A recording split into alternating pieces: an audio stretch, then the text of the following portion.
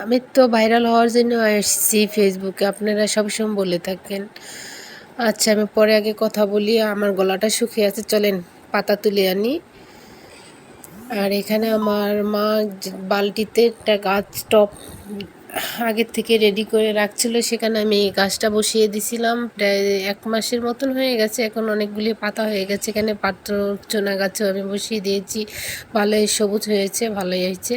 আর আমি এখন চুলা ধরায় দিচ্ছি যে একটু চা খাবো, গলাটা অনেক খুশখুশি। এখানে আদা, হলুদ, লবঙ্গ, তুলসী পাতার চা আমাদের অনেক উপকারী গলা ঠান্ডা কাশির জন্য। আর এটা আপনারাও খেতে পারেন, আমার কাছে খুব উপকারী হয়। একটা অ্যান্টিবায়োটিকের কাজ করে যাদের বাচ্চাদের, বড়দের ঠান্ডা কাশির জন্য। এটা আপনার ওষুধ খেতে হবে না, চাটা করে খাবেন।